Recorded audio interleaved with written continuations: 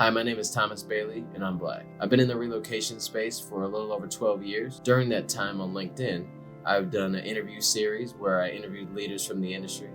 I've done the Gross Up podcast, where we talk about personal and business improvement. I've done fitness challenges and other fun things to engage the LinkedIn community. But this project means the absolute most to me. As we close out this month, where we typically reflect on some of the great contributions that Black folks have had to this country, the fight that lasted for such a long time and still goes on to this day. As a 35-year-old Black man with 2 kids, a 12-year-old daughter and a 9-year-old son, I've had to answer questions like, what does it mean to be Black in America? What is your advice for me? What does Black History Month mean? And as I answer these questions, I kind of thought, well, hey, wonder what some of the other Black folks in this industry, my industry, the relocation space, I wonder what they think about this question. They may have had similar or very different experiences when it comes to race. So the 4 people that I had the honor and privilege of interviewing took time out of their day to share and open their hearts and talk about such a important topic, which is the topic of being Black or minority in America.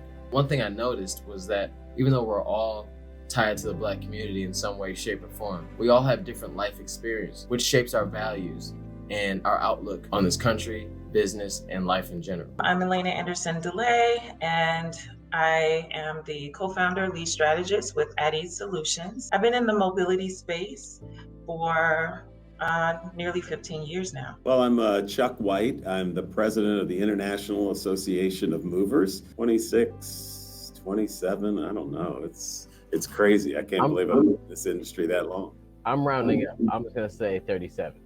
Yeah. 37. Significant roundup.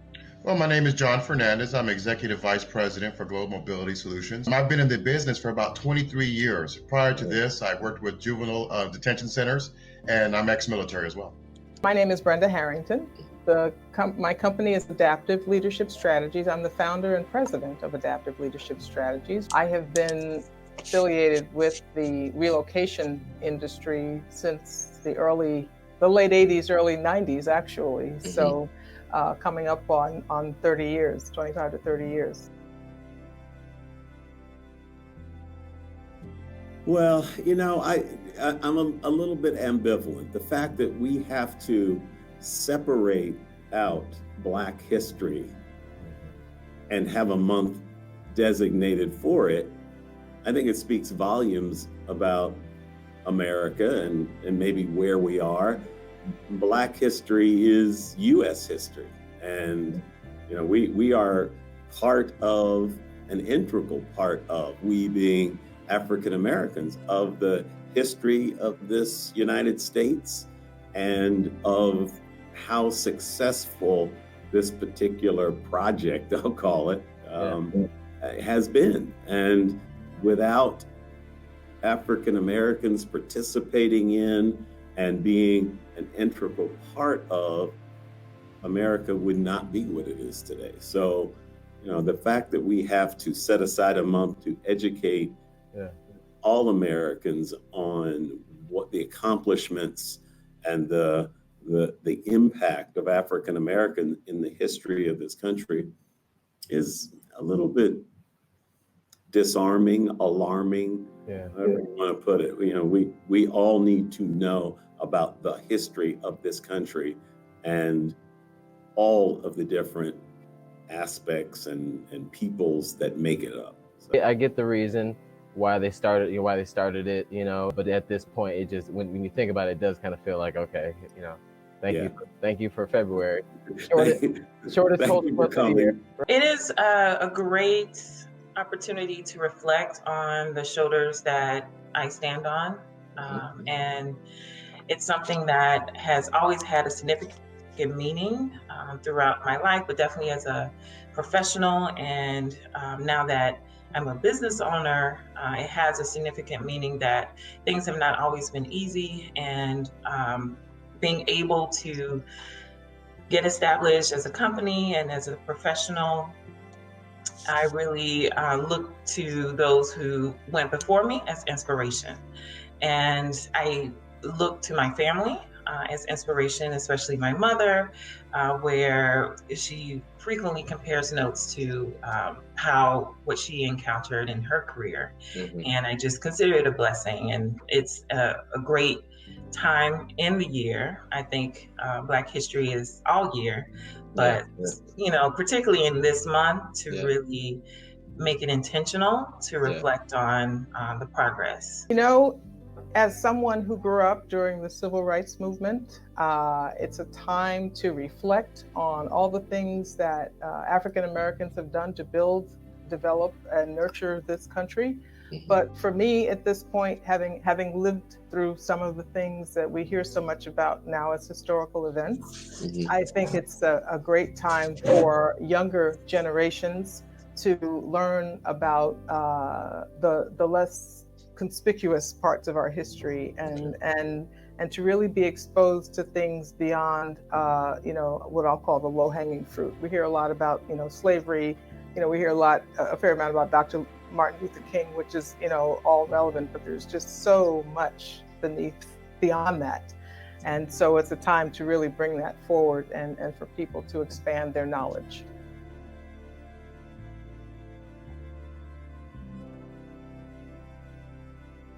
I wish I could say that it was different than it was 20 years ago or 30 years ago, but there are many elements of it that are still very much the same. And what it means is double standard.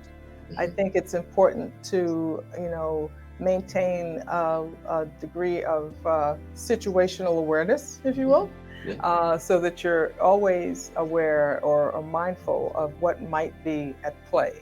And I refer to professional as well as social situations, So I think it means to just keep your eyes open. I'm hoping that at some point in the future, it's in the future, it's not now, that people will be accepted as people for their character, not for the color of their skin. But it's a reality, I think. I think we're starting to make some strides. To me, it's as much about the socioeconomics of it as it is the color of one's skin. I mean, if you look at the disparaging level of what people own in this country, their wealth, their buying ability, there's such a huge gap between the haves and the have-nots.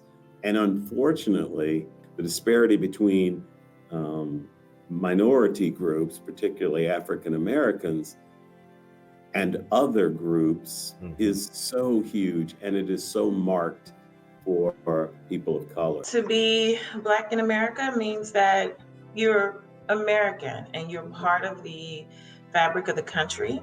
You're also relevant in the future of the country.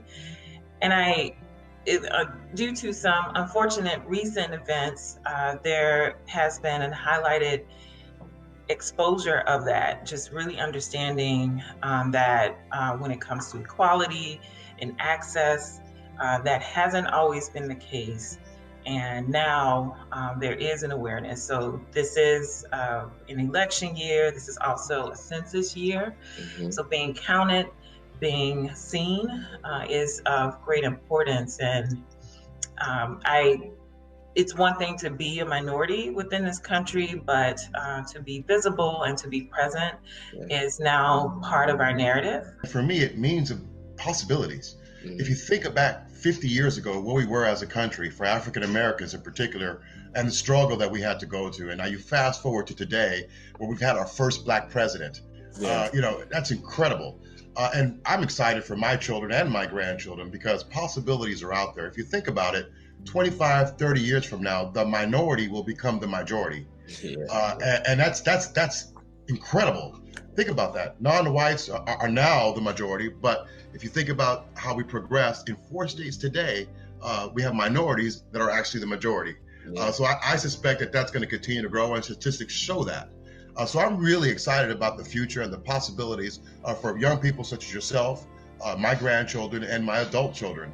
So it's very exciting, actually. Well, I think I have a unique experience because I know, I come from African descent, but I'm also Latino. Yeah. So yeah. I'm Afro-Latino. So I have a unique position where I've kind of seen multiple sides of the fence, if you would. Just to throw out another Black History Month stat here. Obviously, everyone's heard the whole Black Don't Crack thing. But man, how on earth do you have grandchild? Like, there's no way you have a grandchild. Like, I mean, I have 6 grandchildren. That's. I'm just gonna. We'll just leave the fact that you have 6 grandchildren right there, because there's no way. You know what I'm saying? When I have one grandchild, I hope I look as young as you. Like, I mean, that's my goal. Like, I'm eating healthier and all this stuff just so I can look like that when I have a grandchild. It's pretty easy. You shave the gray away. Oh, is that it? Is that okay? That's all.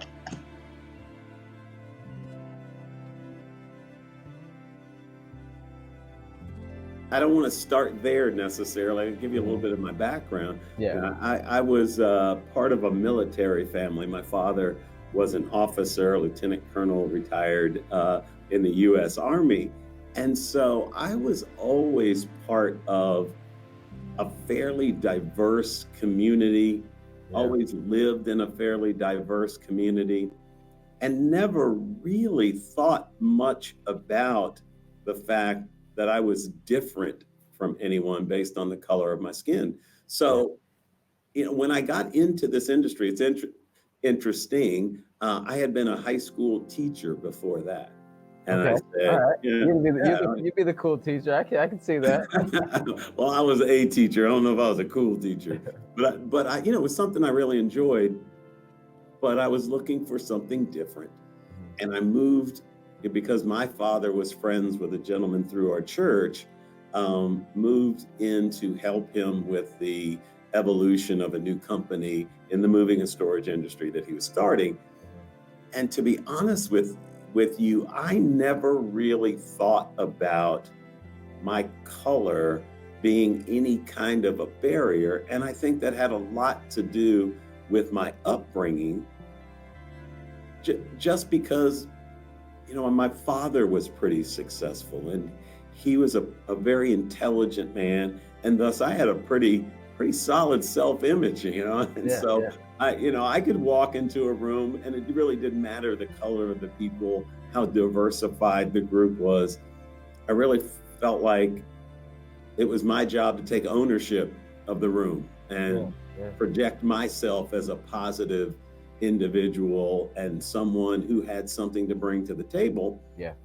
And most of the time, I found that to be accepted. And I will tell you, in this industry, I think I've come to learn that, and I will say this particularly on the international side, we are dealing with people from all over the world, every hue, every color, and you're moving people and utilizing partners that are all that same way. So I never really felt myself as an outsider based on the color of my skin in this industry. And I really look at that as an incredible positive for this industry. So no, I walked in and felt, if I know what I'm talking about and present myself in a way that is positive, then I'm going to be accepted. And for the most part, I think I have been.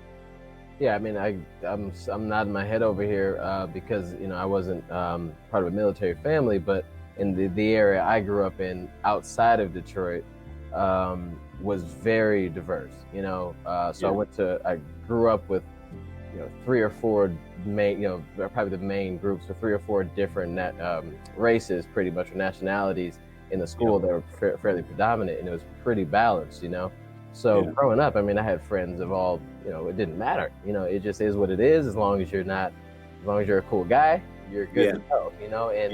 And I stayed in that area for a long time, and it wasn't until actually I moved out of a diverse area to a more predominantly white community in Massachusetts that I was like, whoa, I'm Black. It was like, whoa, because I walked and I was 23 as well, so like I had the the Jordans. I mean, I was like all the way. You had the swag. Yeah. I had the swag, and I walked in like, wow, I'm the only person with this swag here. So it definitely was a culture shock. But then it kind of spoke to the upbringing to say like, hey, my mother did a fairly good job at making me feel like as long as I presented myself well, like you said, and just came into every room with a positive frame of mind, and just spoke, from the heart and well, then you're good. And that's pretty much what I've experienced as well. I can't say that I felt welcomed, because there were always questions around, how do you know this person, or how did you get to do this? And very, there's subtle inquiries to try to figure out, whether, it was always a question of what I'll call legitimacy, right? Like, why are you here? Why are you here? And how did you get here? Do you deserve to be here? Kinds of things. And those conversations still take place today. I've shared, I've been associated with the relocation industry for a very long time. Mm-hmm. And so you can kind of do the math and figure out, roughly where I am in age. And so for me at this stage of my life, 35. 35, that's right. Checks in the mail. To still be asked questions about, where I went to school and things like this, things that you would ask a 20-year-old that have no relevance when you look at my body of work, doesn't have anything to do. So it's still looking for this, answering this why are you here question, and do you deserve to be here? I think I was a bit privileged in the sense that I worked for a company that really believed in diversity. Mm-hmm. In fact, they had one of the first diversity programs in our industry. Okay. And so I was blessed by that. So I certainly felt welcome. But as a minority, I always knew, and I was always ingrained in my DNA from my family, is that I always had to be better or outperform my majority colleagues. Yeah. That my mother taught me at an early age, that now, son, you not only have to be good, but you have to be great in order to succeed. And because of the color of your skin and who you are, that's going to have to be a priority in your life and have to make a difference in your life. Yeah. And it served me well. It really has served me well. That's probably the best advice my mother could have given to me in my life.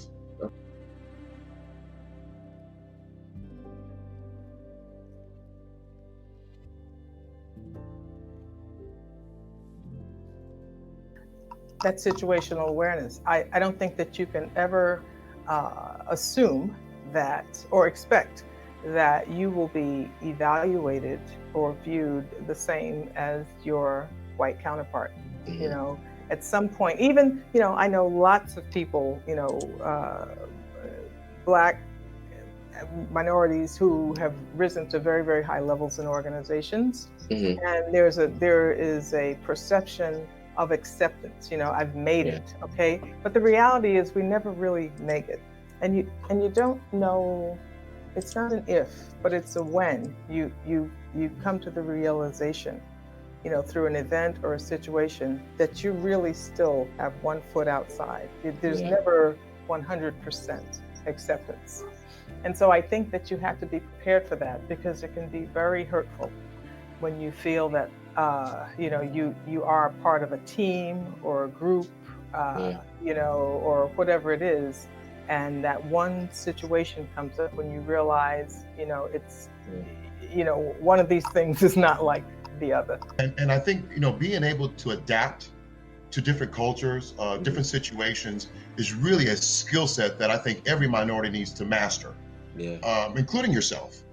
Because at this stage, when you look at your career, where you want to go is going to take support of others. And I really believe, being a minority in this industry, you can't do it alone.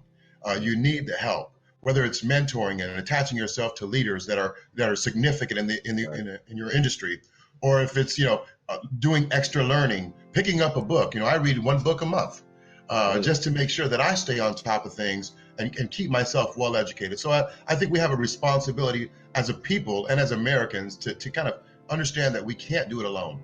Yeah. You're not going to get very far, and two is always better than one.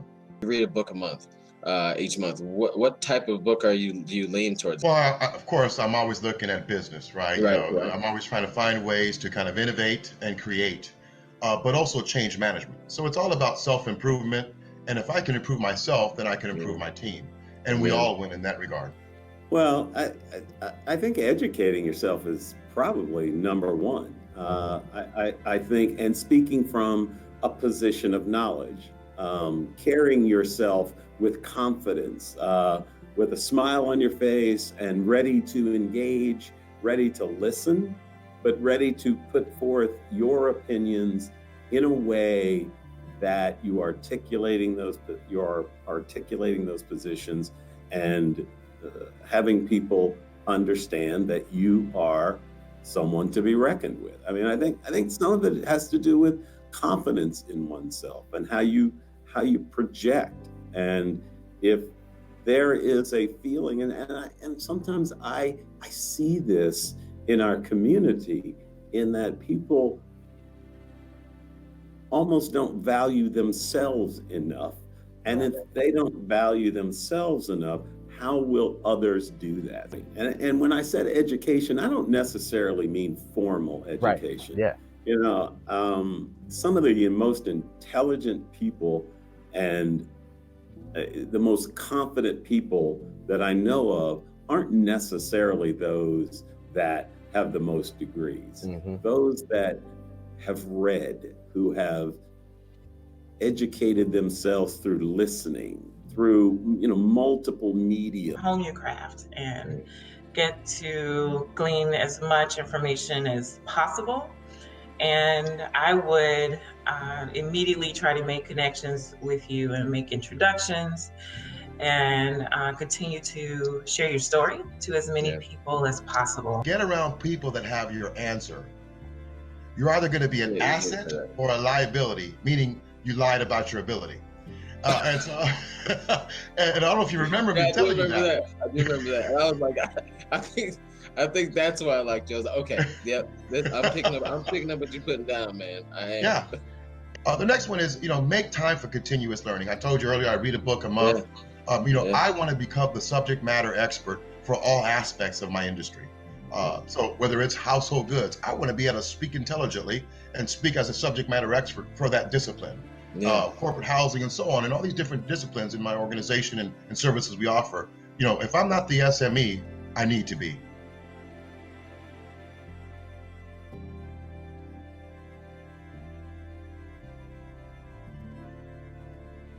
I started out as jaded, but I also realized that I'm looking at this from the lens of a minority and looking at some of the different levels of accountability, where it's not about box checking and like numerical computation. I also appreciate that this new round of discussion about diversity and inclusion is defining what diversity is. And it's no longer, in addition to gender, racial matters, it's also, I'm hearing part of this discussion, it's about socioeconomic, it's also about gender identity and ability, mental ability, as well as educational access. It's also about mindset and different factors that really humanize this topic. So human beings, from the surface, if you see me walk into a room, you may say, okay, that is an African-American woman, but you don't look at the layers that are less visible. And so now that recently this discussion is happening, it's all about all the various movements that we've encountered. They're all coming together in this discussion. And I think it feels different. The accountability is also different when it talks about inclusion. It's not just bringing someone on board, because you don't want to create that feeling of tokenism. Right. You want that person's ideas and thoughts to be appreciated. So it's one thing to invite me to sit at the table, and but don't ask me just about the ideas and concepts that are relevant to me. look at me as a professional, as someone who is an expert, and also the fact that I can choose not to be at your table. I can choose to have my own table. And that is other levels of this discussion that I think are happening within organizations and corporations. And it really, in our industry, is very crucial, both as a company, but also forward facing. So we're looking at how we're doing policies, or how is the language in our policies exclusive? Are we excluding individuals? Are we excluding certain family types? Because I remember when I first started in the industry, looking at policy templates, it had a very standardized way of the family structure, and we all know that families have different looks. People are taking care of grandparents. There are same-sex spouses.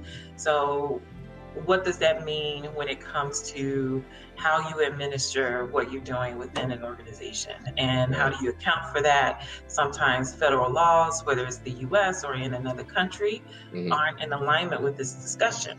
And it takes businesses and enterprises to influence a lot of the federal regulations that impact that. And those companies that are taking that forward step now are those who are much more progressive with this dialogue. I think the real push needs to be to get the pool of candidates as diverse as humanly possible. I mean, because I think that's where the problem is, because if you have 10 of one kind of person, right, and then 2 of the others, then you're not really giving yourself a fair shake as a company, or the people that are applying to actually pick the best person for the job, no matter what the situation is. So I think that in the talent search, it has to start there. It can't start at the person making the decision to hire someone, because they're going to check off a box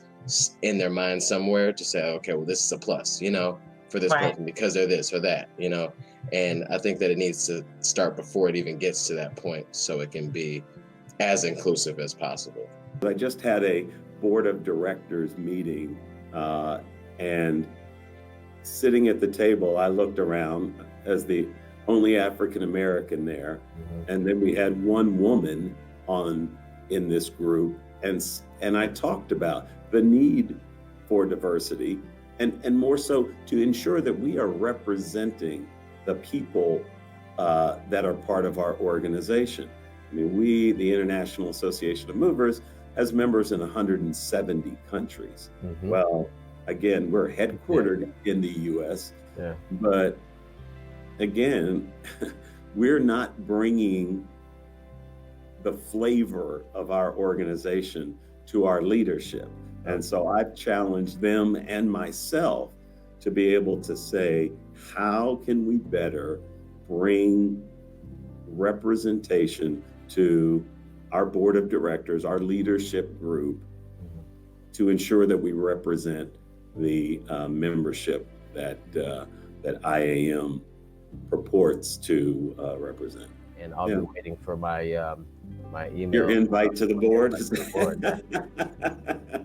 Well, fortunately or unfortunately, all of our board members are voted on by the membership. So people have to step forward if they're interested. So I have to do something for this position. That's right. You've got to step out of your comfort zone and say, I want to be there. Man, I want the brother hookup. That's what I want. I think it's awesome. When you bring people together from different backgrounds, different diversity, we all collectively learn and succeed. In fact, according to McKinsey studies, businesses that focus on cultural inclusion and diversity deliver 35% better results than non-diverse ones. So the data is clear. Collective minds bring collective results.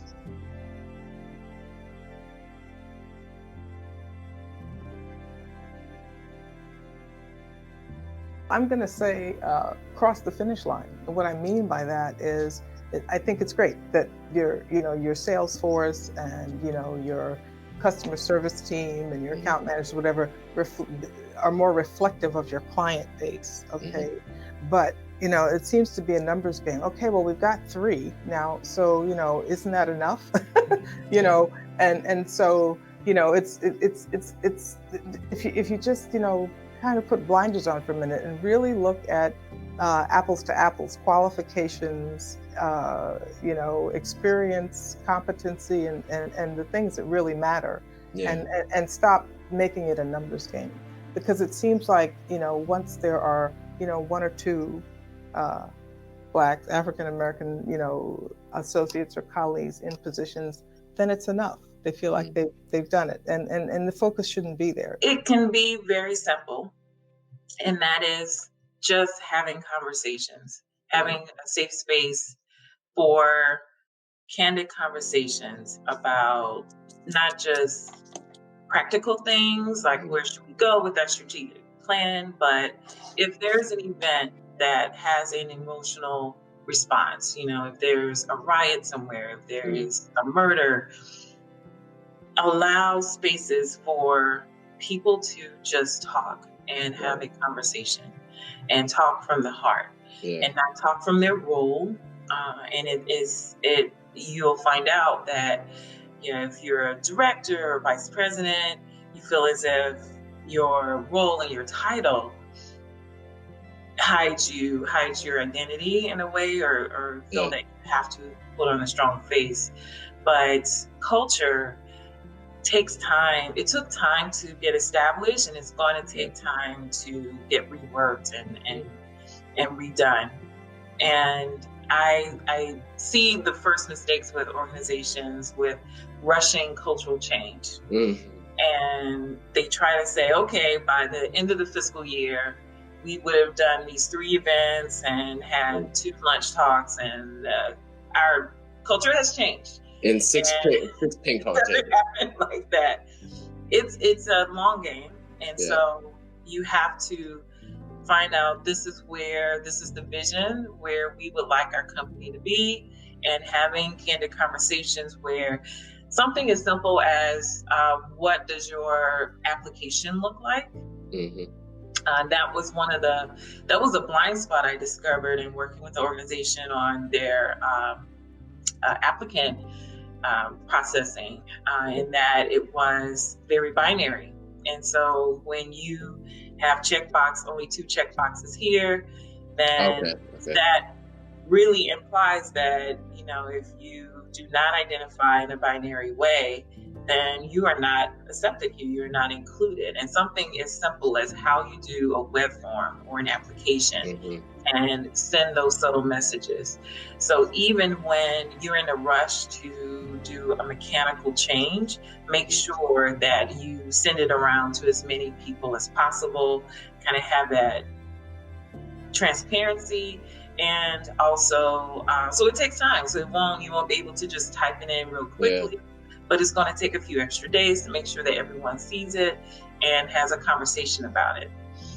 And looking at those simple steps, as well as just having moments of connection, also having moments of accountability where communication can occur at every level, from the very top of with the C-suite to the intern that just started this summer.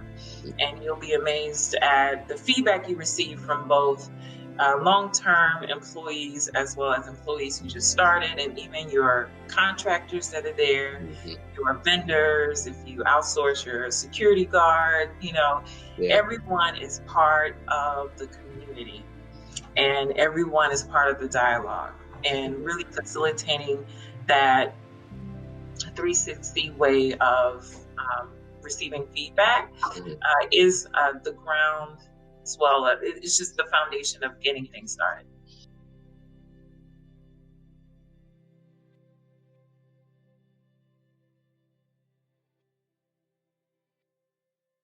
You know, people dance to different things, and some people choose not to dance at all, and it's okay. So not being judged on whether or not you want to participate, whether or not you want to dance, that is fully in being fully inclusive and Yeah. making sure that everyone can be present in their own way is the best, a better party to have. Yeah, I'm ready to take my clothes off and dance all over that floor.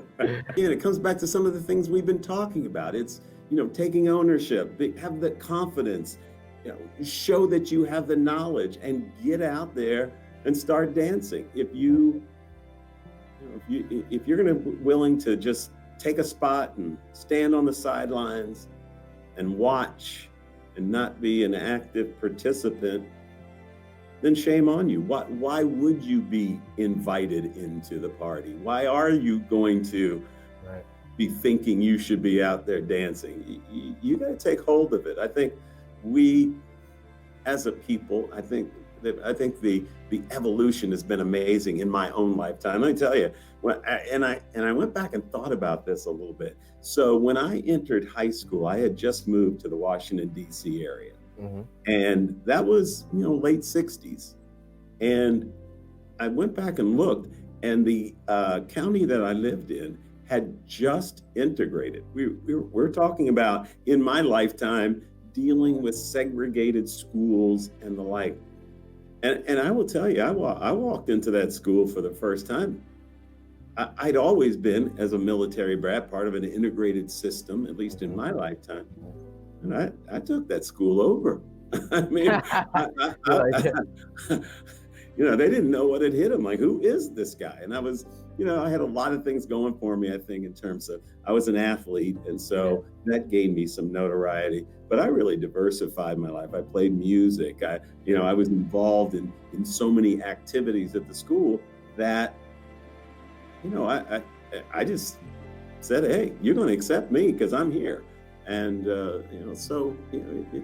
it's been interesting through my lifetime. But everybody doesn't have the same life experience and doesn't have the same opportunities. And we've got to continue both within our community and other communities to ensure that people have those opportunities so that we can ensure that all of the intelligence and the power associated with our community is brought to the surface and people have opportunities. I like that a lot. I mean, because when you first started telling that, the first part of the story, just saying like if you're going to be invited, you got to just kind of assert yourself, push yourself in there, and what are you here for if you're not going to get out there and dance? But my first thought was that there are still companies out there, obviously, that will invite you to the party and we'll ask you to dance a bit, but won't make you feel like at a boardroom, at a conference table, sitting there with all of the powers that be or whatever, an important meeting in the company. And because maybe the way that maybe some undertone things that have happened or been said, you don't feel comfortable saying that crazy idea that you really would like to go for, something that you're passionate about that may not line up with the way it's always been done. So there are some companies out there, I believe, that probably, they want you to be there, but you may feel uncomfortable saying what you really feel.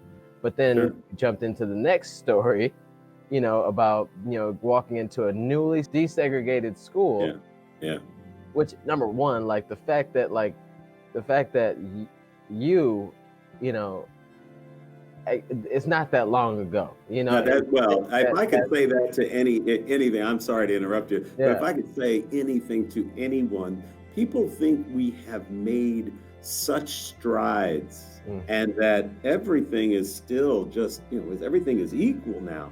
And I would say, yes, we've made significant strides, I believe, but we have to understand where we came from and that it is within our lifetime, maybe not yours, but mine, that we were a very separate, very segregated, very closed society. And so we're just on the cusp, first, second generation of being in the mainstream, for lack of a better term. So Yeah, you're right. You're right. Thank you for that. No, because like but then you took that situation and said, hey, like, I don't care, what you're thinking, maybe. I don't care what you're judging me on. I mean, that's just, but they kind of circle back to what you said. If you're going to be invited, you might as well assert yourself. And it's maybe, you may risk the chance of, maybe being fired, or maybe, but who knows though? You never know.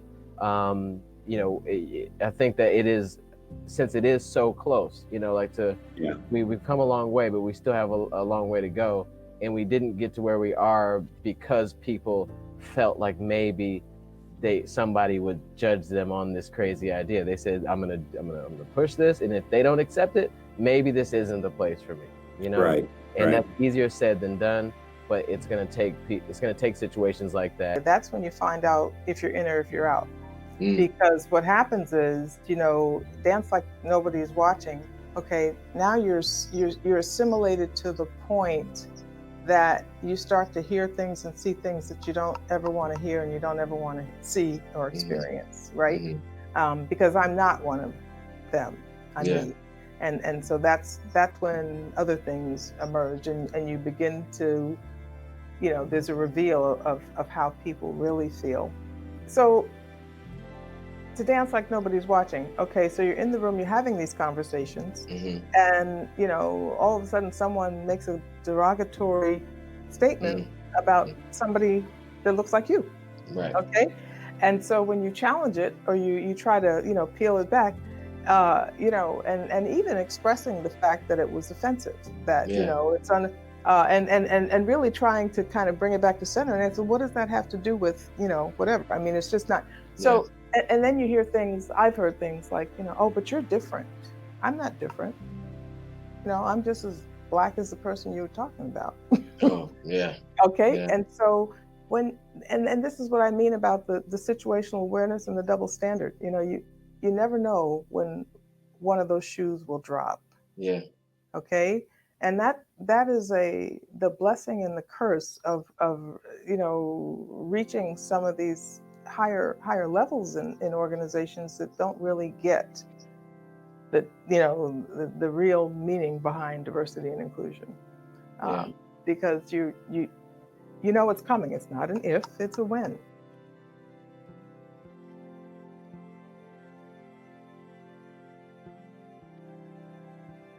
When I was part of the Latin American Business Resource Group and the African American Business Resource Group, I've learned so much, and people took me under their wing. And just really mentored me to the point where it was more not just about developing myself as a professional, but developing myself as a human being. Yes. And I think they go hand in hand. So I kind of already gave you that example with Prudential, but I would like to share an example. And before I share it, as far as the other side of the fence, before I share that, I just want to point out that most of us, if not all of us, have felt those feelings at one point. Yep. Yeah. Exactly. And if you haven't felt those feelings, keep living, because it will happen. Yeah. Are you ain't paying attention? You're not paying attention, right? But I recall a specific situation, and I won't say any names or any company names in this regard.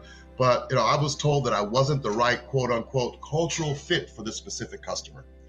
Okay. I was blown away. But what I learned from that experience is that that was one person's opinion. And if we let one person's opinion dictate who we are and who we want to be in life, we're never going to get anywhere. Right. And so I learned, hey, listen, in order to combat that, I need to be an innovator. I need to be producing results that get you invited and included in the table. And not focus on one person's opinion. And taking that mindset and understanding that has really helped my career. If you think about it, from that point on, I could remember me getting promoted to different levels when I took that mindset on. When I didn't take that mindset off, I felt static. And I wanted to be invited to the table. I wanted to give good ideas. But when you're told you're not the right cultural fit for a specific customer, that's a pretty big blow. That's a shot in the gut. Yeah, but that's personal. How do you react? Yeah, it's personal. But how you react is what defines you. And that's what my advice would be, is you're going to have these shots in the gut. But how you respond is what's going to distinguish you. Right. I could have been the angry Black man and made a big stink of it. No. What I'm going to do is I'm going to show you different. And guess what? that person ended up reporting to me. Did that person feel like they could dance? They could dance when no one's watching when working for you. That's the thing. Absolutely, and I made sure of that because what I wanted to do is demonstrate the right behavior and the right outcomes. Exactly. And I firmly believe that person has changed. It's changed their life. In fact, I would tell you, a good meal went a long way. So I invited that particular person to my home. Okay. I wanted you to see my family. I wanted you to feel who we are.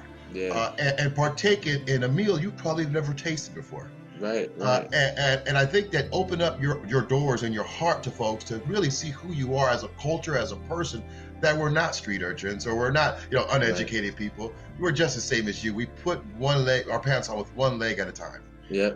And sometimes I jump in with two legs. So on a good day, I might jump in.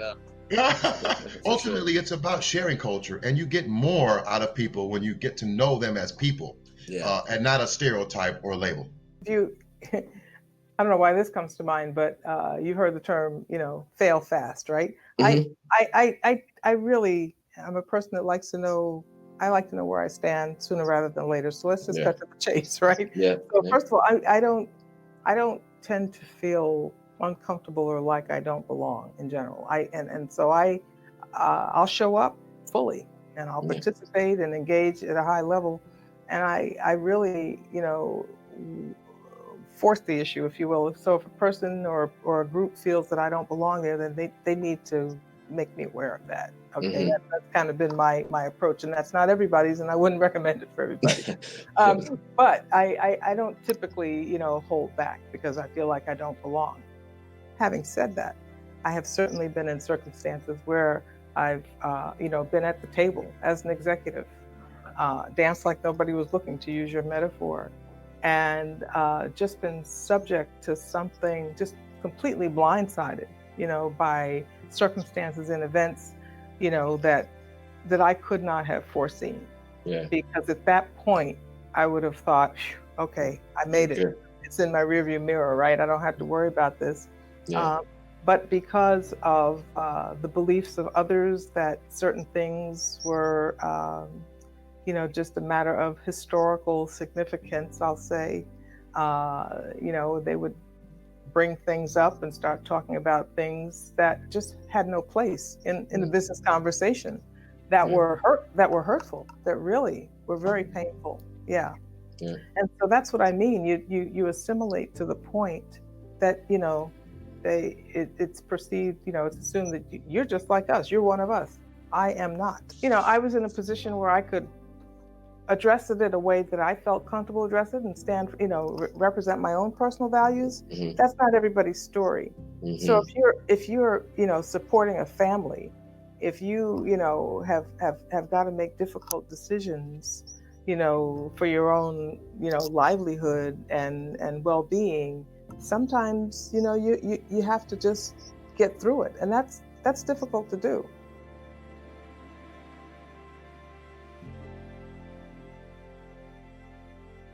I like that one, especially since I was in comics and everything. My Black History, my superhero. You can't say Black Panther because that doesn't count. He's not real. Okay. He's not real. No. Wakanda's not a place. No, it's not. It was Frederick Douglass. I just all the reading that I've done about this gentleman, and talking about being so far ahead of his time, and the change that he influenced, and the view of African Americans as human beings of worth really strikes me and hits me in my heart. And so that's my superhero, because it started with him so long ago, and we've made some significant strides here recently, but look where he was and what he espoused 150 years ago. It's to me amazing, and I look at him as the guy with the cape and a real superhero. my mother, who recently had a birthday. Mm. So I Happy I've birthday, been Mom. speaking with her as a professional. So her story is that she, during her career, she was part of a small group that integrated the telephone company in Alabama back in 1966. Wow. I grew up hearing about just what it took for her to apply for her job. And she, we have the applicant tracking systems or the robots and websites, but she had to have like a complete physical and had her teeth measured. And then it took a law to even get considered. And just really, when I sit there, I'm like, another web page to do an application. Like, things have really evolved. Yeah. And especially when companies use their applicant tracking systems, they use it so that they can mask whether or not you are male, female, and take the addresses off, and really kind of even take the formatting away so that every application looks the same. She's my hero because despite going through all of that, she took opportunities to have conversations and still go through professional development. And I just never received a message of be hateful, and I know she may have gone through moments of hurt and even had threatened, but I never heard that when she was conferring the history over to me. I've only heard of if you are the only person of color in the room, use it as an opportunity to be memorable and to glean all the wisdom that you can, because you can gain information from anyone. It could be a 3-year-old, it could be an elder that you admire, but always take the opportunity to continue to learn. And it's because of that I've had fascinating experiences and had a chance to meet individuals, meet other diversity allies and champions that may look differently from me, but still are working towards the same goal. I think about Black history and superheroes. There's so many to speak of, right? And not just in the United States. If you look at Latin America, Europe, and even Asia, there's been some significant historical influencers that come from African descent. But here in the United States, Martin Luther King has been, a hero of mine since a young age, because he spread the message of peace to all citizens and inclusion to all citizens. Being of mixed culture, if you would, I've always felt a little bit different. Right. But his message of inclusion really resonated me from a young age up until my adult age, and will continue to be a hero of mine for the rest of my life. I have one Black History hero, and it has nothing to do with Black History Month. And I brought a little something to introduce you to him. I want you to meet George Brown. George Brown was my great-grandfather. And what you're seeing is an interview with George Brown from 1931, in his own words, telling his account of his experience as a body servant in the Civil War. He was purchased in Culpeper, Virginia, at the early part of the Civil War to take bullets for a Confederate soldier, basically. And within the first 2.5 years, he had an opportunity to escape and join the North troops. This is why it says he fought on both sides of the war. And so this article is that story in detail. So George Brown is my Black History hero, no matter what month it is. Thank you so much for watching. I hope you enjoyed. Hopefully you learned, because I sure did. Please like, comment, share, and open the dialogue. The only way we can fight to make business as inclusive as possible is to continue to talk, continue to communicate openly, and proceed through that with love.